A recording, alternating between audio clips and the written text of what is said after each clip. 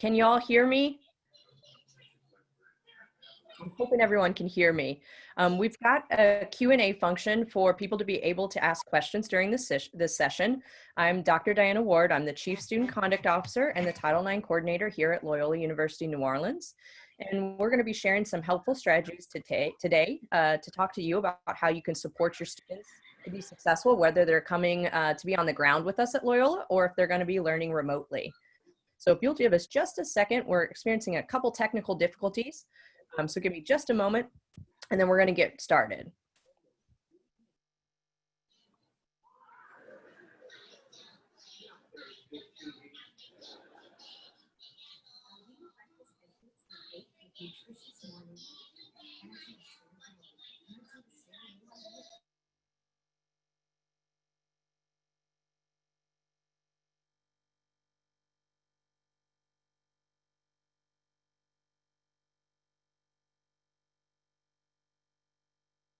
Introduce yourself as well.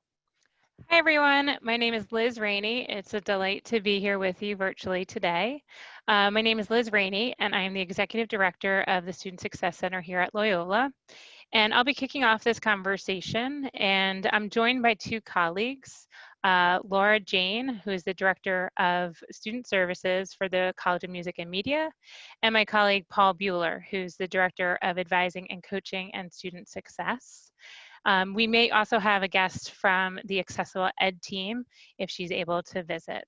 So if you go to the next slide, I can show you the agenda for the day. We have a very robust conversation prepared for you all. So this will take about 45 minutes of slides. We will pause for questions, but we're encouraging participants to put questions in the chat box because Laura and Paula and Diana are able to answer some of your specific questions in the chat or to redirect you. Note too that this is being recorded, so I would prefer, oh, and Andrea has just told me that she's in the session. Now I'm going to turn off my phone. This is being recorded, so I do advise you to refrain from very personal information about your student in the chat box. Just ask for a personal follow-up. So the goal of our presentation is to equip you with what you can do as a family member and a support member for your student to be successful at Loyola this fall. So we have four main topics to cover, and those include boundaries and guidelines. And of course, we've adapted our guidelines in light of the new world that we are in, which includes COVID.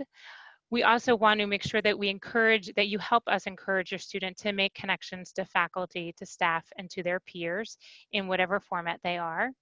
We encourage goal setting, scheduling, and just real authentic honesty, and want to equip you with resources.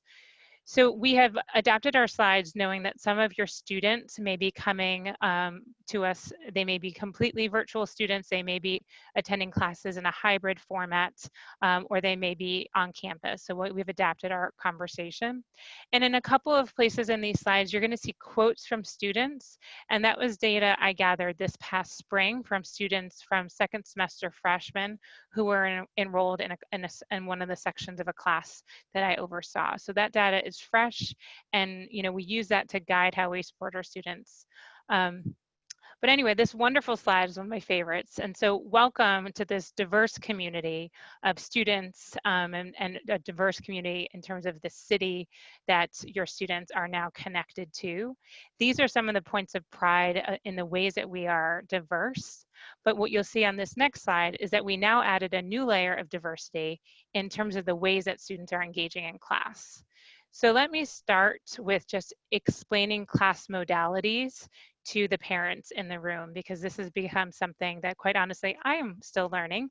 So we're all, learning together, and I'm here to just authentically share with you everything I know to be useful. We've thrown around new terms, and so I just wanted to clarify their definitions. There are students, and that includes incoming as well as returning students, who are going to be completely virtual. That means that they are staying in their homes or wherever is comfortable and safe for them, and taking all their classes virtually. When you look at classes, you're going to hear words like synchronous and asynchronous.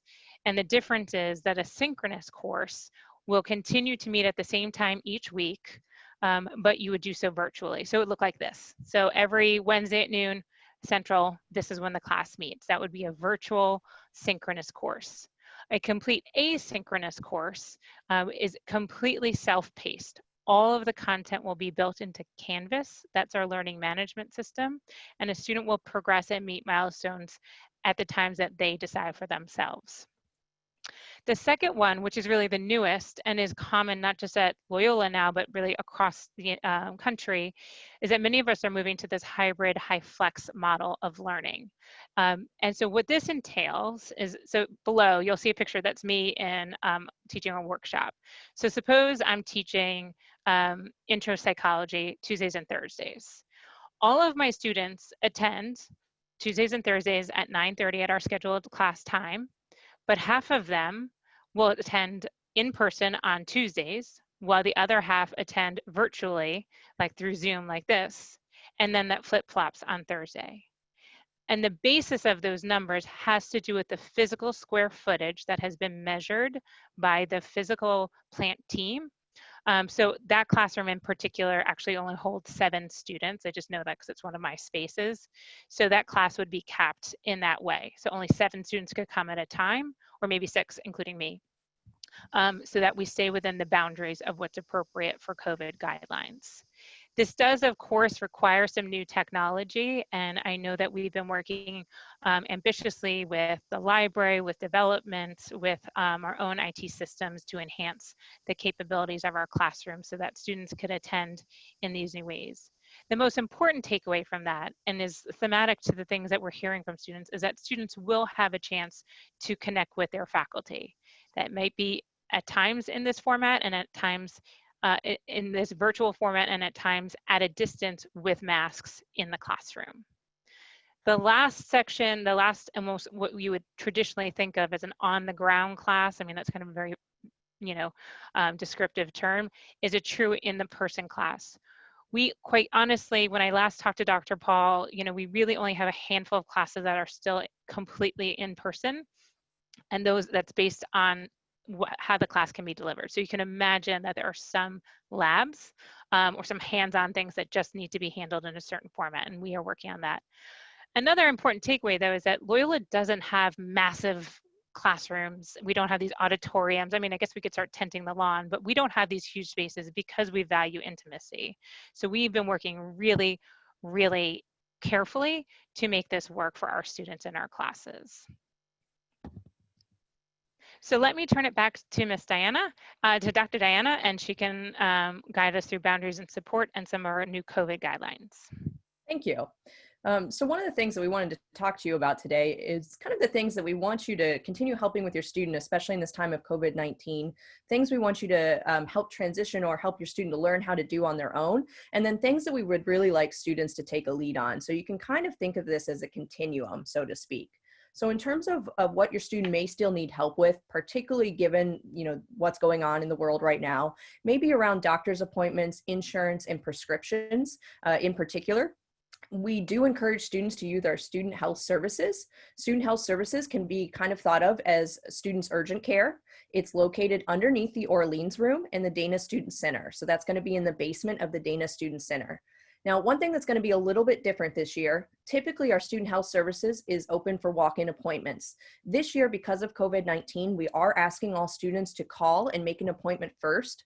We're going to do telehealth appointments as much as possible, but we want to make sure that students are calling to make that appointment just so we limit the chance that they come into contact with someone who has been exposed or has COVID-19. But students can learn more about that in some of our online orientation sessions. Asia Wong, who is the director of our counseling and student health services, has a wonderful session labeled University Counseling Center and Student Health Services, where students can learn more about these options. And then in terms of what we want you to start helping your student to do, the next time you go to fill out your FAFSA, we highly recommend that you have your student sit and actually watch you do that. What we want to do is we want to prepare students to be able to do that on their own, particularly after they leave Loyola and they start to think about potentially going on to get a master's, a doctorate, a JD, anything like that. We'd also love for you to teach your student how to do laundry, especially if they're going to be coming to live with us in our residential in our residential facilities. Many students come to campus and they actually have never done laundry before. And what we don't want to have happen is a student to come with this lovely wardrobe and they put everything in the dryer for the first time. And when it comes out, it's itty bitty teeny tiny, made for one of like our bears in stuffed bears in the Loyola bookstore. So making sure that students know how to do that, that they know how to budget plan, including things like with their wolf bucks.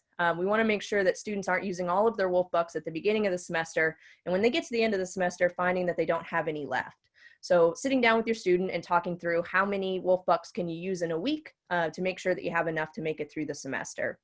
And then in terms of things that we want students to really take the lead on, basically anything that has to do with communication, communicating with roommates, communicating with faculty and advisors, communicating with myself or other conduct officers if the student ever needs to meet with the conduct office. Now, we always want parents to be involved and we welcome involvement, but we do want students to start to take the lead on things like this. When students move to campus, those who will be living in our residence halls, they will have a chance to complete a roommate agreement in the first couple weeks of school. The resident assistant will lead them through this process. And they will determine things like what's the best temperature for the room, what should quiet hours look like, how much notice should happen before a visitor comes in, things like that. They'll also talk about cleanliness. How often are we going to clean? Who's going to clean what? And if they find that that roommate agreement is not being upheld, we encourage them to first talk to their roommate, and they'll get some training in the first weeks of school about how to have those conversations. And if that's not working, we ask them to go to the resident assistant, and the resident assistant will lead them through a mediation process. And then we always have professional staff members as well who are available to help students if those solutions just aren't working. Now, if your student ever feels at any point that they are unsafe, we do want you to call right away or have your student call right away. My office is always available to help with that, and LUPD is also available. And then Residential Life, of course, has staff members who live on campus 24/7 who are always here to help with things. I also wanted to share some of our newer policies that we're going to be rolling out related to COVID-19, as I'm sure you have many questions about this. Now, please know all of this is still a little bit flexible and could change based on city, state, and federal guidelines. We will be rolling all of this out to students in detail multiple times, both when they're on campus, and we'll be having some online things as well. So I'm just going to go through these very quickly, but please, if you have specific questions, you can email me at dmward@loyno.edu. Again, that's dmward@loyno.edu. So we will be enforcing social distancing. We'll be asking all students to maintain 6 feet of distance, and we'll have social distancing markers on the ground in places like the Orleans room where students would be picking up food. We will be limiting visitation and guests this year. So students will be able to have a visitor or guest who lives in the residence hall come and visit them, but we're going to limit it to only students who are in the residence hall. So we are going to limit people who are off campus coming onto campus so we can hopefully limit the chance that COVID-19 spreads on our campus. As Liz mentioned, all of our rooms have been mapped out by physical plant and have a certain number of people that can be in the room at that time, and it's based on those 6-foot guidelines. Same with elevators. So students will be able to see lots of signs around campus that'll help them to know how many people can be in a certain space at a certain time. In terms of administrative instructions, we're just going to be making sure that students know that they must follow any guidelines from any university officials, but also from city and state officials as well. And you see this term conduct unbecoming here, and you might be wondering what that means. We've added a policy just to make sure that we can enforce. We don't anticipate this being a problem, but if someone were to become infected, we don't want them to be bullied for that or anything. So we've implemented a policy that would allow us to deal with that if that were to happen. But again, we don't anticipate that to happen. Our students are really wonderful. And if you've never been on campus before, you're going to find a very welcoming atmosphere. In terms of room conditions, when students who are living in the residence halls move in, they'll get clear guidelines in terms of what needs to be cleaned and when. Private personal residence and private personal bathrooms will be the responsibility of students, but any communal areas will be cleaning regularly, our staff here on Loyola's campus. We will have an isolation ward for any student who does become infected or becomes exposed to someone who had COVID-19.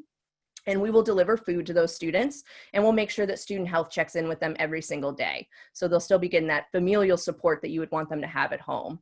We will be requiring everyone to wear face masks, both inside and outside when they can't be socially distanced.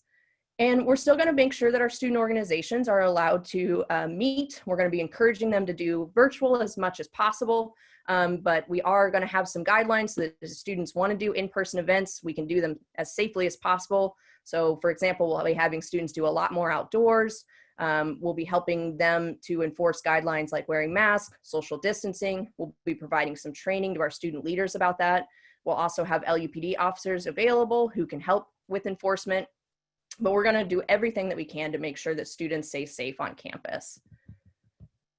And then, what you can also see here are some of the things that we're going to do in terms of education to help make sure that students, again, can stay as safe as possible. Students will take a COVID-19 course before they come to campus that'll talk about things like hand washing and temperature checks. It'll stress the importance of avoiding touch and avoiding sharing. One of the great things about Loyola is that students are so quick to help each other. So if students find that another student needs something, whether it be food, school supplies, rather than sharing it and potentially passing along a virus, what we would actually ask them to do is to submit what we call a BIT, or Behavioral Intervention Team Report, BIT. They can find it on our website just by typing in BIT. And that's a way that you can alert the university that someone is in need. And we will coordinate care for that student, make sure that they get any necessary items. At this time, gloves are not going to be required unless a professor specifically requires them, like maybe in a lab. We are going to be discouraging personal travel. As I'm sure you know, our academic calendar is going to be a little bit different this year. Students will go home at Thanksgiving and they won't come back after that point. They'll take their finals online. And so we do ask that students try to avoid personal travel before that time so that we can limit the chance that people pick up the virus in other places and bring it back here. And then we're going to train students on how to do a daily symptom assessment, and they'll get lots of information on what to do if they feel sick or if they feel that they've come in contact with someone who has COVID-19. Now, what you're going to see here is our Loyola Online Records Access System, or LoRa. And I'm just going to talk about one brief thing, and then I'm going to kick it over to Liz to talk about more features.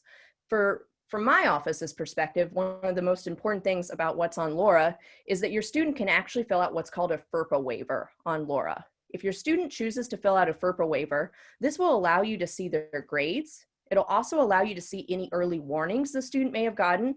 An early warning can signify that your student is either struggling in a class or that they haven't been attending a class. When they sign that FERPA waiver, it also allows my office to speak with you about any conduct issue. Now, please know that even if your student chooses not to sign a FERPA waiver, my office can still speak with you about any issues that have to do with drugs, alcohol, or a threat to safety. So please do know we would involve you in any matter like that. But that's a conversation that we do encourage you to have with your student about whether or not it's a good idea to sign that FERPA waiver. We do encourage our students to go ahead and sign it because we like to partner with parents, and we think that it is better when parents know how a student's doing academically so that they can support them as well. But at this time, I'm going to kick it over to Liz so that she can speak to you a little bit more about the Loyola Online Records Access System. Great. So let me kick that off, and I will direct Diana over to the Q&A because I can see some of the questions are probably best for her to address. And let me go ahead and ask Laura, would you mind putting the link to Laura Jane, can you put the link to Laura in the chat box for parents? So again, this is your parent portal where you can access early warnings, schedule, grades. This is also where there's a lot of billing information and tax information. If your student does give you FERPA permission to access their information pertaining to grades, we do loop you in as an advocate. We do make it available to you to see any early warnings and their grades because we want you to be in the loop. But again, we always want students to take the lead. And I do encourage you, we do have a regular communication to parents called Parents of the Pack. So you will hear from folks like me around key dates to be mindful of. So let me go to the next. Great. So in terms of the keys to success, I've been working with college students for nearly 20 years, if you can believe it. And I can't believe it now that I say it. But the keys are really standard. You know, no matter how your student is attending class, whether virtually, in person, or hybrid, the key is engagement through attendance. And so if that attendance is virtual, being present, taking handwritten notes, paying attention, asking good questions is just key. I mean, the reason why we have early warning is because when we see a student fall off attendance early in the semester, it is a clear indicator that they need to get rerouted back on track. It's our earliest best predictor for where we need to help a student get back on track. We can't also emphasize enough that Loyola is an intimate community, and we are going to find a way to remain intimate, even though we're probably going to have people from all over the place enrolled. And I think that's kind of an exciting challenge for every institution. But we do have a very caring faculty and community. It is a special kind of funky place, but faculty teach here because they want to get to know their students. And the third is really just helping your student adjust to this new schedule. And I think that it could be especially true if they are home with you. You can be really an advocate, but talking to them about waking up at the same time, scheduling in time to study, scheduling in time for fun, and just having a routine is really, really important. And I can say that that is true of myself as well. I mean, all of us suddenly work remote, and building that schedule has been one of my keys to sanity as well. So let me go through a couple of themes. And again, these are direct quotes from second semester freshmen who were enrolled last spring. And the prompt for this discussion board post was about going to talk to their professors. And we spent probably an entire class period unpacking that anxiety and nervousness and that sense of like, who are these people? But faculty here really do want to engage. They are going to be available either in person if it's socially distant or in virtual ways. Many of our faculty members are now on a text messaging platform that my office runs. But folks, faculty do want to hear from your students, and it's very clear that they want to help. And making students available and asking them to ask good questions and even just getting to know them is a great way to just reconnect, to get to know your faculty and the Loyola community. So I'll kick it back to Diana for questions about the Loyola community and student affairs. Thanks, Liz. So there's many ways for your student to connect with the Loyola community. One, of course, being connecting with their professors, but we want to help your student to find ways to create bonds between their classmates, even in this time of COVID-19. So considering outside class connections around shared interest, we always encourage our students to go into our tutoring services. There they can get tutored by peers, and they are doing that virtually. So that can be one way to make a connection that's a little bit academic, and it can also turn into a friendship from there. Joining a student organization is a big one. We've got over 100 student organizations. You know, we always are telling students there's really no reason to be bored on campus because we've got a little bit of something for everybody. For example, a couple of years ago, we had a student who wanted to create a DJ club. He found a few other students who were interested, and now we've got an active DJ club on campus. So if your student wants to know what we've got, take a look at the Student Life and Ministry website. You can browse through all of the different student organizations. If there's not something there that interests your student, like I said, they can definitely create a student organization. They just need about 4 other friends. They need to write a constitution, and we can get it approved, and they can start their own student organization. We're also going to be running our various faith offerings. So we've got Christian Life Communities, which are small groups of students who meet. Normally they meet in person. This year it'll likely be virtual. And they may do things like break down pieces of scripture. They may do more philosophical talks.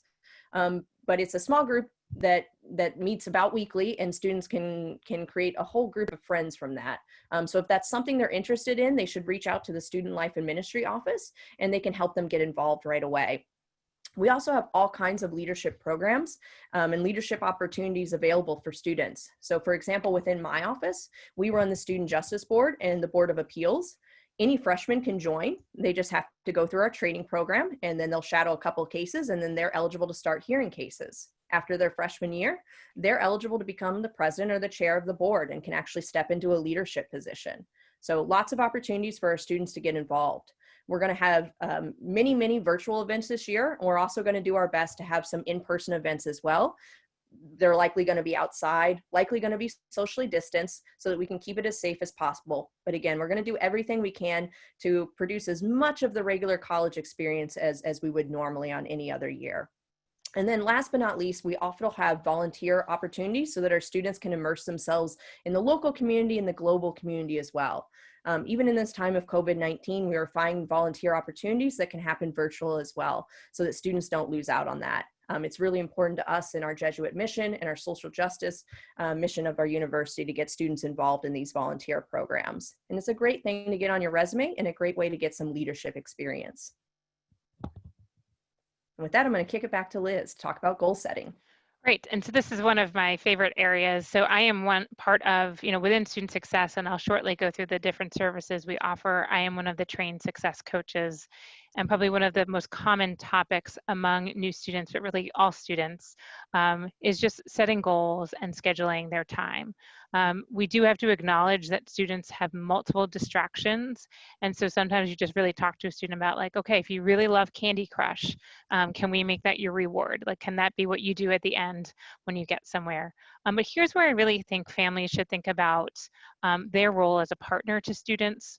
So in a coaching meeting, I might say, hey, Laura, tell me about a time that you were able to schedule your own time and get everything done. And Laura says, you know what? In high school, I woke up at this time. I played soccer after school. I came home. My mom sat with me until I did this. And then my dad checked in on me on Sundays. And so sometimes I'll work with a student and say, is dad still willing to talk to you on a Sunday night to get organized for the week? Could mom send you a text every day at 5 p.m. to say, hey, did you meet your goal?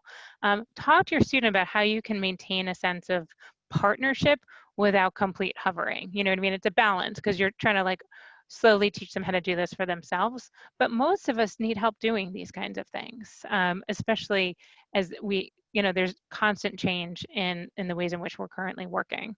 But encourage them to solve problems, reward them for trying something hard. I mean, in this case, overcoming something hard. In a lot of cases, it's hard for a student to talk to a professor. There's just a power dynamic and a level of anxiety that it's hard. But then once they do it, they're like, oh, well, that was great. And so really pushing them to do that, because that's the beauty of this space and of being a college student. All of your incoming freshmen, all of your students have been assigned to an advisor coach, and Dr. Paul Bueller oversees that team. If you have a question, or if your student has not heard from their coach advisor, go ahead and message him in the chat or send him a follow-up email, and we can make sure that your student has connected. It is incredibly important that students start to use their Loyola email address. And this is because we send a lot of things there, but also I can also tell you quite candidly that we have a good bit of spam filters on our emails. And so if you send me an email from a personal email, it sometimes gets captured, especially if the subject line is something, something unusual. So we encourage students, if they have not yet, get into your Loyola email and just get accustomed to that space, because that's where you will first hear from us. So let's talk through a scenario. I always like to teach by example. So, I'm picturing that, worst case scenario, everything's going great. Your student's like, I love it. I'm making friends, from a distance. We play video games together. We have dance parties with headphones on, whatever the new thing we do. But it's October and you log into Laura for Parents because you have FERPA access, and you see that that Diana's grades are a D, a C, and a blank and an F, and you're like, whoa, that's not okay. So what do you do first? Certainly first is the first call should be your student. Have you seen your midterm grades? I'm a little worried. This isn't, this is going to put you on track to be on academic probation. Just for information, good academic standing, the standard across all institutions for the most part is about 2.0. That's a C average or better. But then you really have to dig into, like, what's behind these grades? Is this professor assigning an F because you didn't turn in one major assignment? Is the C because you wrote a great paper but you haven't been attending? Or are they trying to get your attention? Midterm grades are actually an unofficial part of a student's record, but they are a helpful indicator for where you are halfway through the semester. And the best thing a student can do, though, is to clarify that grade with their faculty member if it's not clear to them.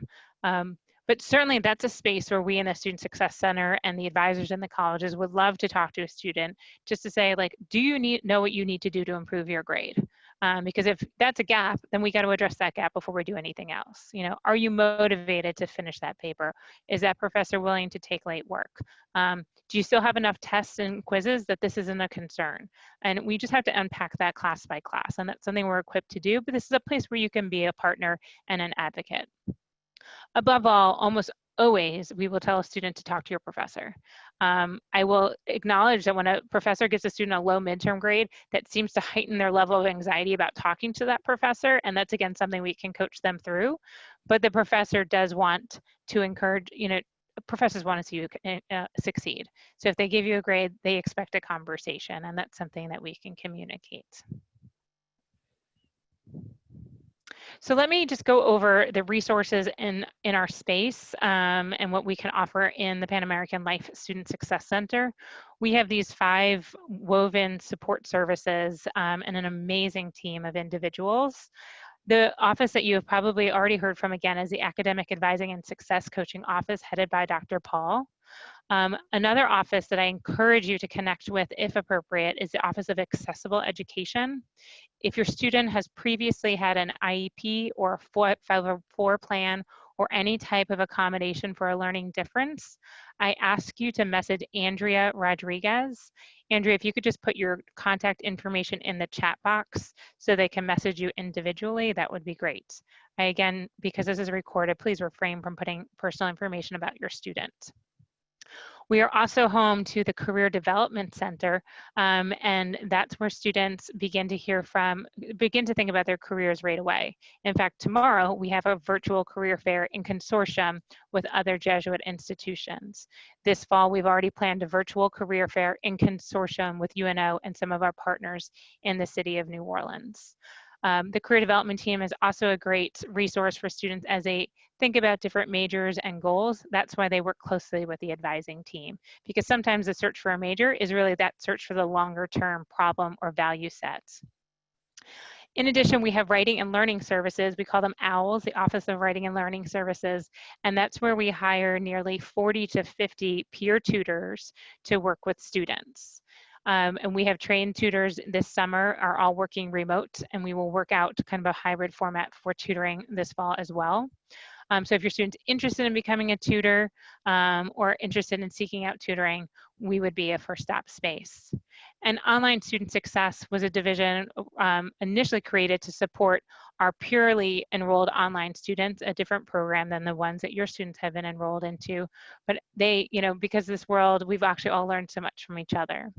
So let me tell you what you can expect when you physically visit our office, which is really beautiful. So I do hope, if you haven't yet seen it, I hope you do come see it. We are on the 2nd floor of the library. And we have this beautiful glass and really vibrant physical space. We intend to, again, we've had Physical Plant map out exactly how many people we can have in any given room, and realize like our tutoring space can actually accommodate 13 people at 6 feet away. It's that big. And that's because in a given year, we sometimes see between 3,000 to 5,000 visits, physical visits from our students.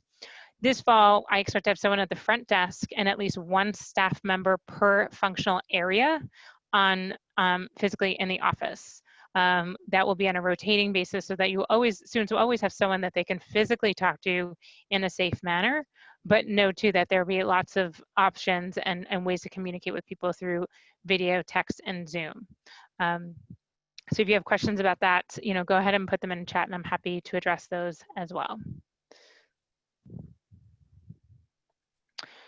So let me go to this last slide and before I hand it back to Diana, because again, I love going back to our students' voices to guide how we go into this new year and all of the changes that and adjustments we're making. I can't emphasize enough to encourage your student in your communication to be honest, to acknowledge that they might feel really lonely. College can be really lonely. I think they come in with this idea of like what it's going to be, but sometimes the experience of actually making new friends, and of course we have new challenges. You have to make a new friend from 6 feet away with a mask on, or you have to do it virtually. But if there's something that gives me hope, it's actually 18-year-olds actually do give me a lot of hope that they're going to help us figure out how to connect and not feel lonely in this new world. But again, we have a real judgment-free space. Students are expressive and funky and funny, but authentic and caring. But it's critical that we help students not feel alone. And sometimes you can do that in academic settings, like connecting with your peers, but sometimes you just need to say to your student, like, go find someone to talk to. You can't be the only student feeling this way. And that happens all the time. I know every one of us staff on this list has had a student in their office say like, I must be the only person who feels this way. Everybody's already made their good friends. Like I haven't made any friends, you know, and you're like, you're the 10th student to say that, you know, but I can't tell you who the other 9 were. But, you know, that authenticity I think is really, really important, and to hear out any concerns that they have and encourage them that 1, it's okay, and 2, that it's valid and that they can do that hard thing and go out and make a friend or venture out. So let me bring it back to Diana to close this out and to reiterate the wonderful support that we can offer to you all through the Student Affairs. Yep. And Student Affairs hopes to be a place where we can really help your student to find their place on Loyola's campus and to find their second home here. So you can see all of the different offices that fall within Student Affairs. Of course, we've got Residential Life. And you'll note that while this fall, our offices will be open with a limited number of staff on a rotating basis, there will always 24/7 be a Residential Life staff member living on campus. Each of our residence halls has a full-time community director who lives in the building, so we can make sure that if students have an issue that comes up in the middle of the night, there's an emergency, anything like that, that we do have a Residential Life staff member available, in addition to our LUPD officers that are on campus 24/7. And then of course, we also have our university counseling staff or our mental health counselors that are available 24/7. We always have someone on call.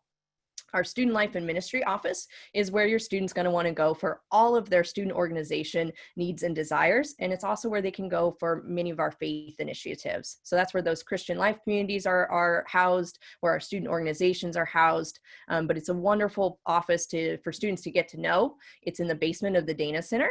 And again, this is where students can find all of the different student organizations we have. I highly encourage students to take a look at the website, peruse the different groups, maybe reach out to some of the different group leaders, and start thinking about how they might want to get involved. In terms of our counseling and student health, I've already briefly spoken about student health services, which, as I said, is located underneath the Orleans room. Our counseling services is located just above the Orleans room. So it is on the 2nd floor of the Dana Student Center. And as Liz mentioned, our students are really wonderful in that they create this judgment-free, welcoming environment. And that includes around things like counseling and mental health services. We do offer unlimited counseling, and it is completely free. So I do encourage all students to use that. And your student's going to find very quickly on campus that students are really open about seeing counselors on campus, and that mental health is an important priority for many of our students. And so we really try to avoid any kind of stigma for students who go to see mental health counselors or anything like that.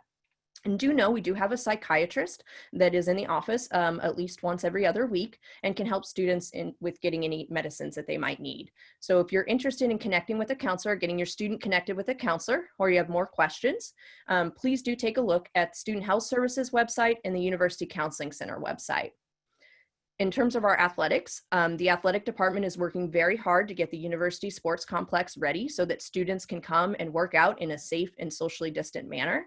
We really want students to still be able to enjoy outdoor activities as well as our indoor university sports complex. We just want to make sure that we're able to allow them to do that in a safe way. So they may see that there'll be additional cleaning when they're in the university sports complex. There'll be lots of disinfectants out so that they can wipe the machines down before they use them and after they use them, things like that. And then my office is also housed within Student Affairs. That's the Student Conduct Office. And I also oversee our Title IX, or our sexual misconduct prevention and response efforts. Now, I really hope that none of your students ever experiences, any kind of sexual misconduct or any kind of code of conduct violation or crime while they're with us. But if they do, please know that my office is really an open door. We welcome contact with parents. We welcome students. We want students to report things that are going wrong, and that we work really, really hard to have a restorative model so that students are always treated with kindness, with respect, with dignity, if they ever are going through a conduct investigation. As I said, we also have the Student Justice Board and the Board of Appeals, and we would love to have more students join that. If you think that's something your student might be interested in, especially if they're thinking about going to law school, I'd highly encourage them to email me at dmward@loyno.edu. We'll do our trainings at the beginning of the year, and then we'll get our Student Justice Board and our Board of Appeals running virtually very shortly thereafter. The other thing that's housed within Student Affairs is actually my favorite thing about Loyola, and I've mentioned it once before. It's our Behavioral Intervention Team, commonly called BIT, B-I-T. If you, your student, a professor, a faculty member, a staff member ever notices that something's off or student's struggling with something, so maybe the student's not going to class, maybe the student's experiencing homesickness, maybe the student has the flu, you can report it, the professor can report it, the student can report it themselves through our BIT reporting form. Again, that's BIT. They just go to our website, loyola.edu, type in BIT, B-I-T, and it's the first website that'll pop up, and the reporting form is on that website. Students can submit a report, or you can submit a report, or a professor can. And what that'll do is that'll prompt us to meet, and we will form a circle of care to make sure that student gets the support they need. So if they're sick, we may have dining services send them a little care package. They'll get some hot soup, some crackers. We'll get student health services to check in with them regularly. If they're experiencing homesickness, or maybe they're just not feeling connected to campus, we'll likely have their crew leader or a resident assistant reach out to them, maybe offer to go to a student event with them, have coffee with them, things like that, of course, in a socially distant, safe manner. But we're going to do everything we can to make sure that we provide that familial support that students would have at home right here on our campus at Loyola. In student affairs, we like to say that we do small really well. And that's really what we do, is we try and create those family atmospheres right here on campus so that students still have those supports. So with that, I'm going to put up our contact information. And I encourage you to take a screenshot of this. You can reach out to us at any time, but I'm also going to stop sharing my screen here for a second so I can view the questions that have come in. And so let me give Diana a moment to realize Diana was in charge of sharing her screen, so she couldn't answer the questions. And Diana, if you can just look at the answered as well. There was a question from a parent named Kay about wolfbucks. It just moved over to the answered tab. Okay. So let me see, the first one got here. At this time, will there be mandatory testing prior to or immediately upon arrival on COVID-19? That's a great question. We are not going to do mandatory testing for everyone. Some schools are trying to do things like that, and part of the problem is if students test and then, have 14 days pass before they come back to campus, there's a good chance that they could have contracted it in that time. So what we are going to do is we're going to we have a partnership with Osher. And if students experience any kind of symptoms or they become exposed to someone who had COVID-19, they can contact Student Health Services. We'll get them a test right away. We'll make sure that they get isolated or quarantined properly. We'll make sure they have all the support services while they're in that isolation quarantine. And then we'll be doing contact tracing on campus. So if a student was in contact with someone who had COVID-19, they would get contacted by that contact tracer, so they'll know that. And then the next question was, are there any plans to do COVID screening on all students? So that was the same one. So at this time, no. One of the things we are looking at in our partnership with Oshner, though, is will we test things like waste coming out of the residence halls? That's one way that is potential to view an outbreak before it kind of runs rampant across campus. Good questions. I'm going to switch over to the answered ones as well. Yeah, let me let Diana read for a second. I do want to reiterate, Laura just added the link, that Leslie Harris is the Chief of Staff and has taken the lead on overall campus processes and safety measures with respect to COVID. So there's a session, not just for new parents, but for all parents tonight at 5 p.m. And Laura just posted that will be hosted over YouTube. So she would have, I think that's also worth attending to for those questions.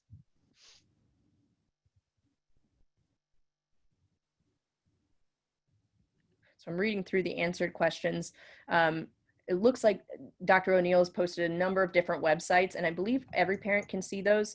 So I encourage you to also take a look through the answered questions, because you may have had those same questions, or maybe you were looking for more detailed information. So in particular, Dr. O'Neill posted a website that provides lots of helpful information about wolfbucks and our other dining services. It's the one that says studentaffairs.loyola.edu/residential-life/campus dining/meal plans. That's a very good website that I encourage everyone to take a look at, because you can see the different options that students can pick. You can see how to add more wolfbucks in the middle of the year, things like that. Many of our students do like to use what we call our retail food options. So that's things like Subway, or next door at Tulane, they have like Panera, rather than going into the Orleans room and eating. So some students prefer to have more Wolf Bucks and use their actual Orleans room meal plan part less. Other students love our dining room. Personally, I love the dining hall. I think it has great food, and they actually want less Wolf Bucks. So that's a good website to look at to kind of figure out what's the right balance for your student. And then Dr. O'Neill also posted where you could get some information just about general COVID facts. We have an FAQ on our website that talks about cleaning, residential life specific policies, but it's pretty comprehensive in terms of all of the things that we're going to do to try and keep students, faculty, and staff safe this semester and beyond. It looks like we got another new question. Where is the COVID unit located? Is it in the residential hall? Worried about housing positive where there lives? Great question. So if you've been on campus, you may have seen our different residence halls. So we've got multiple. One of our residence hall was designed to be single rooms, so to speak, and it's much smaller. And so that's where we'll be housing our quarantine students, so that the shared air vent system wouldn't be recirculating air to anyone who is not positive or potentially positive. So we're going to do our very best, again, that when we isolate, it's a true isolation ward.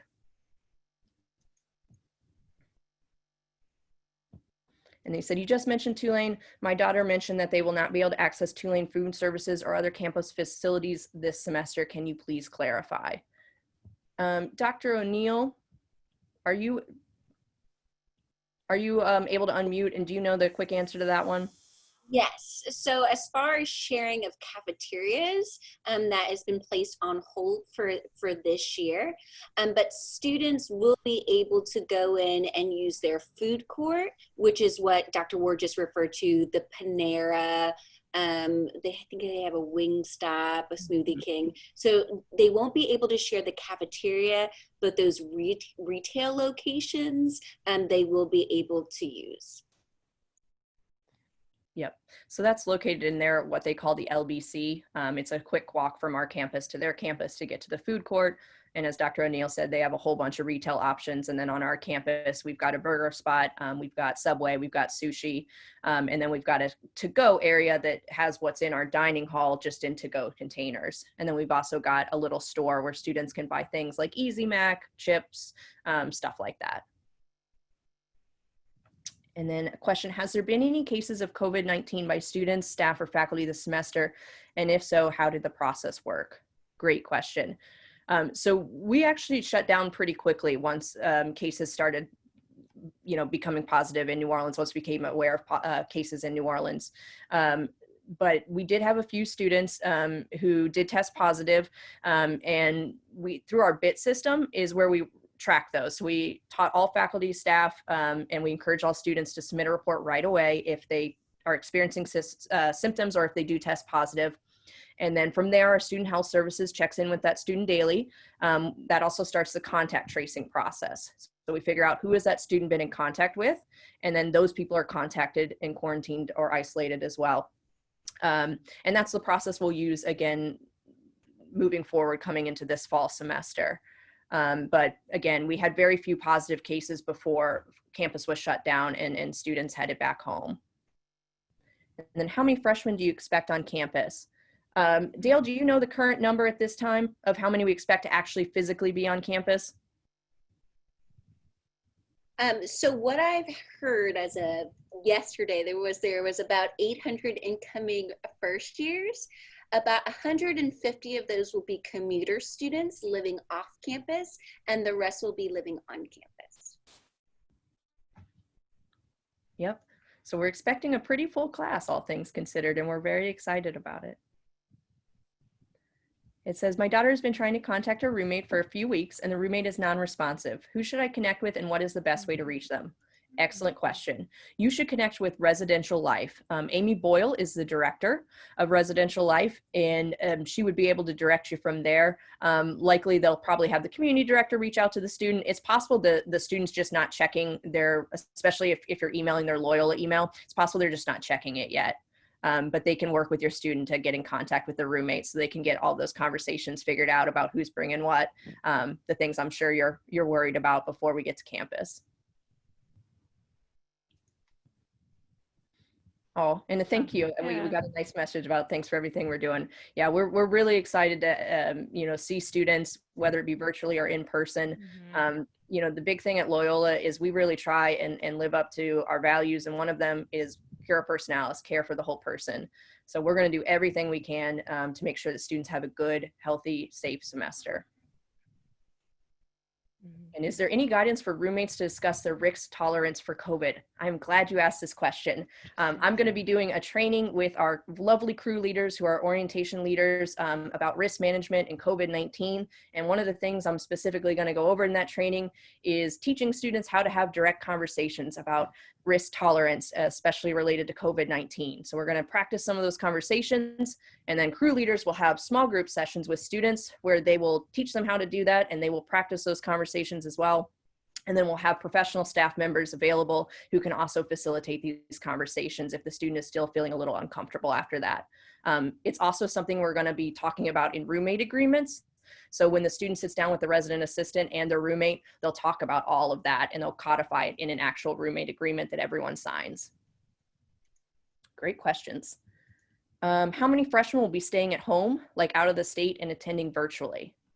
Well, honestly, that answer changes on a daily, weekly basis as circumstances change, not just here in New Orleans, but also nationally.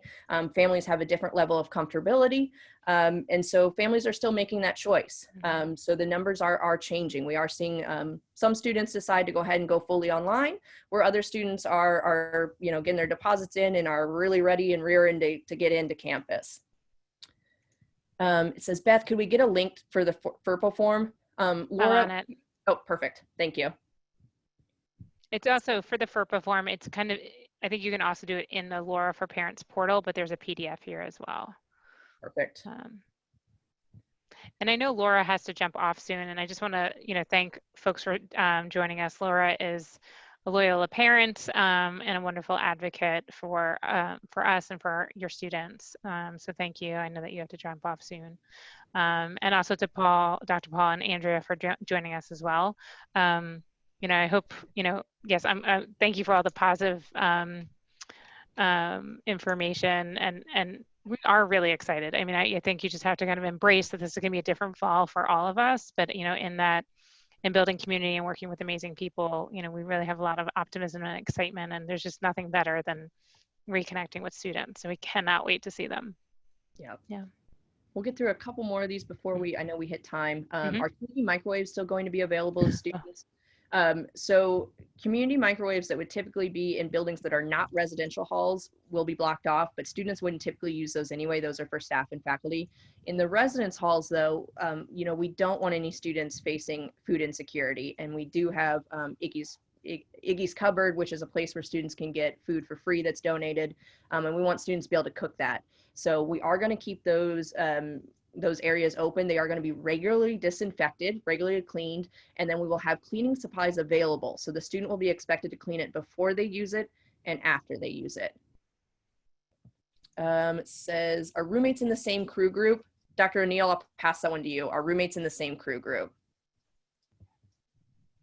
No, not necessarily, but that is a positive thing. So they get to meet other students. All the crew groups are there's no real theme, except if your student is a transfer student.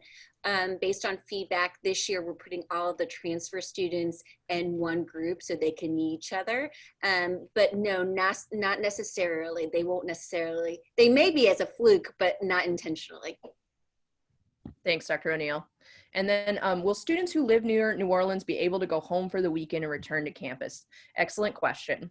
So we are discouraging personal travel. However, we do know that circumstances are going to arise and students may have to go home. Could be a sickness, it could be a death in the family, whatever it may be. Especially students who live in New Orleans, they may, have other obligations that cause them to have to go home.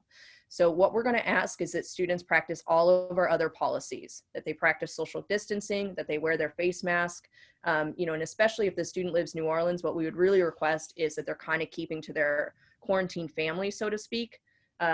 So if you've been at home living with your child, y'all haven't been wearing masks, it would make sense that that child would come home to see you at some point and come back, and that they aren't necessarily wearing a mask when they're in your home. Again, what we're going to ask is when they come back that they do a daily symptom assessment. If they're experiencing any symptoms of COVID-19, that they do not go to class, they do not leave their room, they go ahead and call student health, and then student health will get them tested, and if need be, we'll quarantine or isolate from there. But in general, if students can avoid personal travel, that's what we're going to encourage. Let's see. And one other question, it says, if it is decided that there will not be in-person learning this fall, will full refunds be offered? Liz, can you speak to that one? I can try. That's a little bit, I'll just, to be frank, that is above our pay, like that's not our area of expertise. We don't oversee the billing process. We offered refunds this spring in terms of the residence halls and unused meal plans to students, but because students actually still completed all of their courses and received all of the full credit, they still paid the full tuition for the spring. If your question means, if we move to a completely virtual environment where students do not move onto campus and they never move onto campus, I would imagine that there would be some adjustment in the residential and meal plan costs, but because attending a class virtually or in person has the same cost. But that would be a good question to make sure that you clarify with Leslie Harris tonight. And I think that's very reasonable to know. I have the same question about my own pre-K situation in New Orleans. But again, virtual classes and in-person classes have the same cost. The difference is whether or not students are living on campus. And we've got to the time best for, of my knowledge. Mm-hmm. Thanks, Liz. And we've got time for this one last question. It says, my student is not yet 18. Is he still able to sign off on FERPA? So if your student is not yet 18, we can communicate with you about anything. Mm-hmm. I would go ahead and have that conversation with him and see if he is comfortable signing the FERPA waiver, because once he does turn 18, the responsibility transitions to him. And so it's a good idea to go ahead and get it signed proactively so that there's no lag time from the time that he does turn 18. Great question. I can answer this last one. How will students connect with a class if it's all asynchronous? So it would all be in Canvas. That's our learning management system, where they would go through, there's like modules built out, and you would access videos and have tutorials and discussion boards. In fact, not unlike what we're doing right now, there's discussion boards where you would respond to classmates, and that's usually part of the grade and the ways that you engage. And some even in-person classes have always had some element of that as well. And there will be a class for all students about Canvas that will launch in August.